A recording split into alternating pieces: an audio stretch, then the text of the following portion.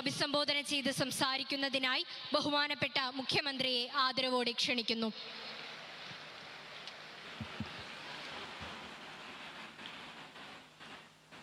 പ്രിയപ്പെട്ട വിദ്യാർത്ഥികളെ, സഹോദരി സഹോദരന്മാരെ, ഏഷ്യയിലെ തന്നെ ഏറ്റവും വലിയ കൗമാര ഉത്സവമായി വളർന്ന സംസ്ഥാന സ്കൂൾ കലോത്സവത്തിന് തുടക്കം കുറിക്കുകയാണ്. ഈ മേളയിൽ 15,000-ഓളം കലാപ്രതിഭകളാണ് മാറ്റുരക്കുന്നത്. നേരത്തെ പറഞ്ഞു, 25 വേദികളിലാണ് കലാമേളകൾ. എല്ലാവർക്കും വിജയാശംസകൾ നേരുന്നു. ഈ കലോത്സവത്തോടൊപ്പം സംസ്കൃതോത്സവം, അറബിക് സാഹിത്യോത്സവം എന്നിവ കൂടി നടക്കുകയാണ്. സംസ്ഥാന സ്കൂൾ കലോത്സവത്തിൻ്റെ ചരിത്രത്തിൽ ആദ്യമായി തദ്ദേശീയ ജനതയുടെ 5 നൃത്തരൂപങ്ങൾ കൂടി മത്സര ഇനങ്ങളിൽ ഉൾപ്പെടുത്തിയിരിക്കുന്നു. അതുകൊണ്ട് തന്നെ പ്രാക്തന കലകളുടെയും ക്ലാസിക് കലകളുടെയും എല്ലാം സംഗമവേദിയാവുകയാണ് ഈ കലോത്സവം. ഏറെ അഭിമാനകരമാണിത്. കേരളത്തിൻ്റെ സാംസ്കാരിക രംഗത്തെ സംബന്ധിച്ച് വലിയൊരു നഷ്ടം സംഭവിച്ച വർഷമാണ് കടന്നുപോയിരിക്കുന്നത്. എഴുത്തുകാരൻ, തിരക്കഥാകൃത്ത്, ചലച്ചിത്ര സംവിധായകൻ, പത്രാധിപർ എന്നീ നിലകളിലെല്ലാം വ്യക്തിമുദ്ര പതിപ്പിച്ച ശ്രീ MT വാസുദേവൻ നായർ വിടവാങ്ങിയ വർഷമാണ് കടന്നുപോയത്. എല്ലാ വർഷവും അദ്ദേഹത്തിൻ്റെ കലാസൃഷ്ടികൾക്ക് വ്യത്യസ്തമായ വ്യാഖ്യാനങ്ങൾ ഉണ്ടാകുന്ന വേദിയാണ് സ്കൂൾ കലോത്സവം. അതുകൊണ്ട് തന്നെ ഈ വേദിയിൽ വെച്ച് അദ്ദേഹത്തിൻ്റെ സ്മരണകൾക്ക് മുൻപിൽ പ്രണാമം അർപ്പിക്കുന്നു. കേരളത്തെ ആകെ ദുഃഖത്തിലാഴ്ത്തിയ മുണ്ടക്കൈ ചൂരൽമല ദുരന്തം നടന്നത് കഴിഞ്ഞ വർഷമാണ്. അതിൻ്റെ ആഘാതത്തിൽ അവിടങ്ങളിലെ കുട്ടികളുടെ പഠനം മുടങ്ങുന്ന സാഹചര്യമുണ്ടായി. അതിനെ മറികടക്കാനുള്ള സത്വരമായ നടപടികളുമായി സംസ്ഥാന സർക്കാർ മുന്നോട്ട് പോയി. കുട്ടികൾക്ക് പഠന സൗകര്യങ്ങൾ ഒരുക്കിയും പഠനോപകരണങ്ങൾ ലഭ്യമാക്കിയും നാം അവരെ തിരികെ ജീവിതത്തിലേക്ക് കൈപിടിച്ചു കൊണ്ടുവന്നു. ആ ദുരന്തത്തെ അതിജീവിച്ച വെള്ളാർമല GHSലെ വിദ്യാർത്ഥികൾ ഇന്ന് ഈ വേദിയിൽ സംഘനൃത്തം അവതരിപ്പിക്കുകയാണ്. ആ നിലയ്ക്ക് കലാപ്രകടനം എന്നതിലുപരി അതിജീവനത്തിൻ്റെ കൂടി നേർക്കാഴ്ചയാവുകയാണ് ഈ കലോത്സവ വേദി എന്നതിൽ അതിയായ സന്തോഷമുണ്ട്. വലിയൊരു പാരമ്പര്യത്തിൻ്റെ ഇങ്ങേയറ്റത്തെ കണ്ണികളാകുന്നവരാണ് ഇവിടെ പങ്കെടുക്കുന്ന ഓരോ കുട്ടിയും. കലോത്സവ വേദികളിൽ മാറ്റുരച്ച നിരവധി പ്രതിഭകൾ കേരളത്തിൻ്റെ സാമൂഹിക സാംസ്കാരിക മണ്ഡലങ്ങളിൽ പിന്നീട് തങ്ങളുടേതായ വ്യക്തിമുദ്ര പതിപ്പിച്ചിട്ടുണ്ട്. ആ ബൃഹത് പാരമ്പര്യം ഉൾക്കൊണ്ടുവേണം ഈ കലോത്സവങ്ങളിൽ പങ്കെടുക്കാൻ. അങ്ങനെ നമ്മുടെ സാംസ്കാരിക രംഗത്തെയും ആസ്വാദന രീതികളെയും മാറ്റിമറിക്കുന്ന കലാസൃഷ്ടികൾ നടത്താൻ നിങ്ങൾക്ക് കഴിയും എന്ന് പ്രതീക്ഷിക്കുകയാണ്. നമ്മുടെ നാടിൻ്റെ സാംസ്കാരിക ഉന്നമനത്തിനായി നാളെ ഈ സമൂഹത്തെ ഒന്നടങ്കം മുന്നിൽ നിന്ന് നയിക്കേണ്ടവരാണ് ഇതിൽ പങ്കെടുക്കുന്ന നിങ്ങൾ ഓരോരുത്തരും. ആ ബോധ്യത്തോടെയുള്ള ഈ കലോത്സവത്തിലെ പങ്കാളിത്തമാണ് വിജയത്തേക്കാൾ വലിയ നേട്ടം. ആ തിരിച്ചറിവോടെ ഇതിൽ പങ്കെടുക്കാൻ നിങ്ങൾക്ക് ഓരോരുത്തർക്കും കഴിയട്ടെ. മനുഷ്യർ പൊതുവെ ഉത്സവപ്രിയരാണ്. ജീവിത ദുരന്തങ്ങളെ അഭിമുഖീകരിക്കുമ്പോൾ പോലും ജീവിതം ഒരു ഉത്സവമാക്കുന്നതിനെക്കുറിച്ചുള്ള സ്വപ്നങ്ങൾ മനസ്സിൽ സൂക്ഷിക്കുന്നവരാണ്. അത്തരം സ്വപ്നങ്ങളാണ് വലിയ ജനകീയ വിപ്ലവങ്ങൾക്കും സാമൂഹ്യ വ്യവസ്ഥാ മാറ്റങ്ങൾക്കും വഴിവെച്ചിട്ടുള്ളത് എന്നതിന് ലോക ചരിത്രത്തിൽ എത്രയോ ഉദാഹരണങ്ങളുണ്ട്. ഉത്സവങ്ങൾ കൗമാരക്കാരുടേതും യുവജനങ്ങളുടേതുമാകുമ്പോൾ അതിന് കൂടുതൽ ഓജസ്സും ഊർജ്ജസ്വലതയും കൈവരുന്നു. ആ ചടുലത ഇവിടുത്തെ ഓരോ വേദിയിലും നമുക്ക് കാണാനാവും. ഒരു ദേശത്തിലെ മുഴുവൻ കൗമാര പ്രതീക്ഷകളും വർഷത്തിലൊരിക്കൽ ഒരിടത്തു കൂടി മികവ് പ്രകടിപ്പിക്കുന്ന രീതി ലോകത്ത് മറ്റെവിടെയെങ്കിലും ഉണ്ടോ എന്ന് സംശയമാണ്. ഒരു തലമുറയിലെ മുഴുവൻ സർഗവൈഭവവും ആശകളും പ്രതീക്ഷകളും ആശയലോകവും ആദർശലോകവുമാണ് ഇവിടങ്ങളിൽ മാറ്റുരക്കപ്പെടുന്നത് എന്ന് നിസ്സംശയം പറയാം.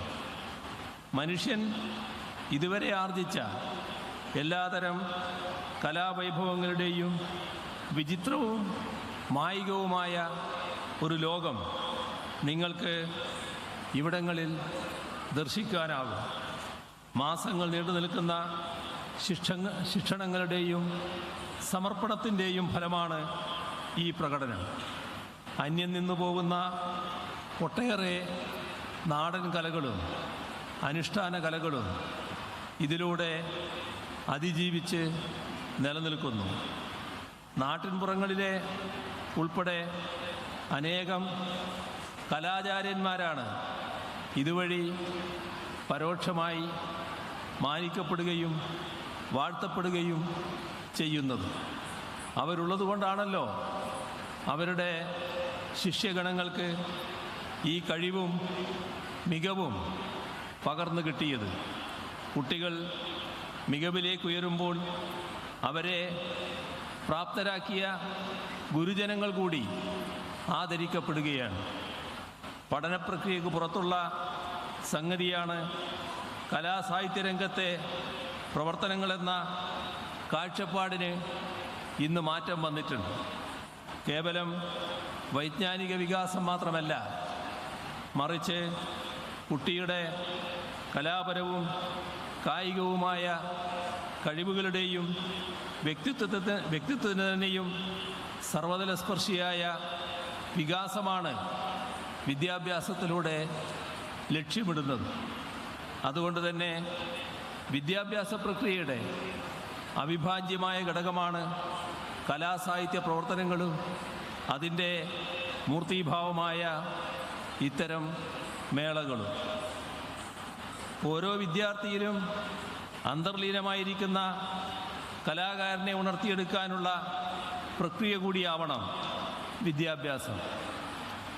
എല്ലാ വിദ്യാർത്ഥികളും അതുല്യ പ്രതിഭകളായ കലാപ്രവർത്തകർ ആകണമെന്നില്ല. എന്നിരിക്കലും ഓരോ വിദ്യാർത്ഥിയിലും അന്തർലീനമായിരിക്കുന്ന കലാപരമായ കഴിവുകൾ പ്രകാശിപ്പിക്കാൻ കൂടി വിദ്യാഭ്യാസത്തിന് കഴിയണം. കുട്ടികളിലെ കലാപരമായ ശേഷികളെ മാത്രമല്ല, അവരിലെ നന്മകളെ കൂടി പ്രകാശിപ്പിച്ചെടുക്കാൻ കഴിയണം. ചുരുക്കത്തിൽ ഒരു മനുഷ്യൻ്റെ പൂർണ്ണമായ ജീവിതത്തെ അഭിസംബോധന ചെയ്യുന്നതാവണം വിദ്യാഭ്യാസം എന്ന പ്രക്രിയ. രോഗാതുരമാവുന്ന മനുഷ്യ മനസ്സിനെ ചികിത്സിക്കാൻ ഏറ്റവും ഉത്തമമായ ഔഷധം കലയാണ്. കലയുടെ മനുഷ്യരാശിക്ക് നഷ്ടപ്പെടുന്ന നന്മ കലയിലൂടെ വീണ്ടെടുക്കാനാവും. വിദ്യാഭ്യാസത്തിൽ കലയ്ക്ക് കൂടുതൽ പ്രാമുഖ്യം നൽകുക വഴി വ്യക്തികളിലെ ക്രിയാത്മകത വർദ്ധിപ്പിക്കാൻ സാധിക്കും. മാനുഷികമായ സമസ്ത നന്മകൾക്കും വേണ്ടി വെമ്പൽ കൊള്ളാനായി ആസ്വാദകരെ പ്രചോദിപ്പിക്കാൻ കലയ്ക്കും സാഹിത്യത്തിനും കഴിയും.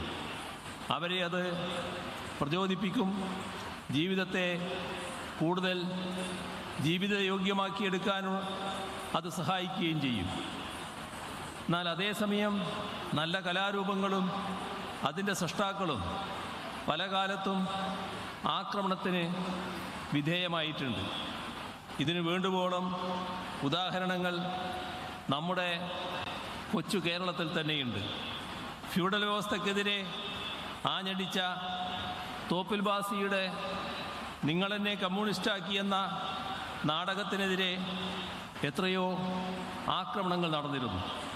അതിൽ മനസ്സുപെടുത്ത് കലാപ്രവർത്തനം നിർത്തുകയല്ല ചെയ്തത്. ആ കലാകാരന്മാർ നിർത്താതെ തുടരുക തന്നെ ചെയ്തു. ഇത് പറയുന്നത് കലാരംഗത്തെ പ്രവർത്തനങ്ങൾ ആയാസരഹിതമായോ ത്യാഗം ആവശ്യമില്ലാത്തവയോ അല്ല എന്ന് സൂചിപ്പിക്കാനാണ്. തളരാതെ അതിജീവിക്കാൻ വേണ്ട മനോബലം കൂടി കലാരംഗത്തേക്ക് കടക്കുന്നവർ ആർജിക്കേണ്ടതുണ്ട്. ഇത്തരം കലോത്സവങ്ങളിൽ വിജയികളാവുന്നവർ തന്നെയാണ് പിൽക്കാലത്ത് ആ രംഗത്തെ പ്രഗത്ഭ കലാകാരന്മാരും കലാകാരികളുമായി മാറുന്നത്. നിരവധി ഉദാഹരണങ്ങൾ എടുത്തു കാട്ടാനുണ്ട്.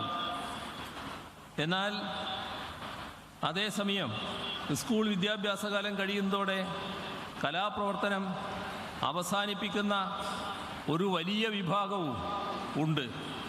നമ്മുടെ പല പഴയ കലാപ്രതിഭകളുടെയും കലാതിലകങ്ങളുടെയും പിന്നീടുള്ള ജീവിതം പരിശോധിച്ചാൽ ഇത് വ്യക്തമാകും. ഈ വിഷയം ഗൗരവമായി കലാകേരളം ചർച്ച ചെയ്യേണ്ടതുണ്ട്. അവരെ കണ്ടെത്തി കലാകേരളത്തിന് മുതൽക്കൂട്ടാക്കാനുള്ള ശ്രമങ്ങൾ കൂട്ടായി നടത്തേണ്ടതുണ്ട്. സർക്കാർ ആ കാര്യത്തിൽ ശ്രദ്ധ വെക്കും എന്നുകൂടി അറിയിക്കട്ടെ.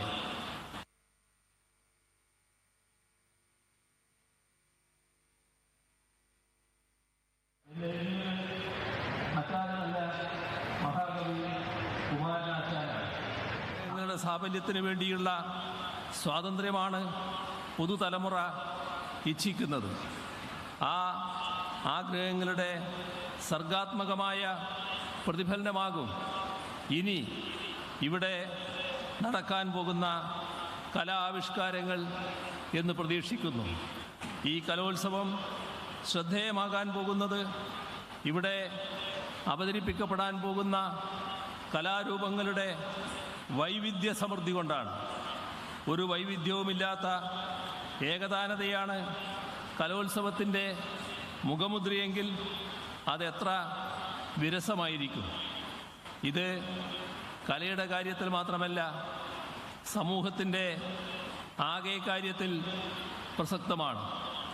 കലോത്സവങ്ങൾ സംഘടിപ്പിക്കപ്പെടുന്നത് മനുഷ്യനും മനുഷ്യരും തമ്മിലുള്ള പരസ്പര സ്നേഹവും സാഹോദര്യവും സഹവർത്തിത്വവും ഐക്യവുമെല്ലാം ഊട്ടിയുറപ്പിക്കാൻ വേണ്ടിയാണ്.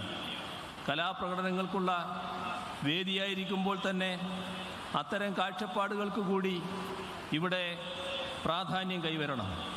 ചിലപ്പോഴെല്ലാം കലോത്സവ വേദികൾ കിടമത്സരങ്ങളുടെയും തർക്കങ്ങളുടെയും വേദിയാകാറുണ്ട്. അതുണ്ടാവാതെ ഇരിക്കാൻ കലാപരമായ കഴിവുകളുടെ പ്രകാശനത്തിന് കൈവരുന്ന അവസരമായി ഇതിനെ കാണാൻ എല്ലാവരും ശ്രമിക്കണമെന്നാണ് അഭ്യർത്ഥിക്കാനുള്ളത്. ഏവർക്കും നല്ല കലയുടെ ദിവസങ്ങൾ ആശംസിക്കുന്നു. 63ാമത് സംസ്ഥാന സ്കൂൾ കലോത്സവം നിറഞ്ഞ സന്തോഷത്തോടെ ഔപചാരികമായി ഉദ്ഘാടനം ചെയ്ത് അറിയിച്ചുകൊണ്ട് അവസാനിപ്പിക്കുന്നു. നിങ്ങൾക്കെൻ്റെ സ്നേഹാഭിവാദനങ്ങൾ.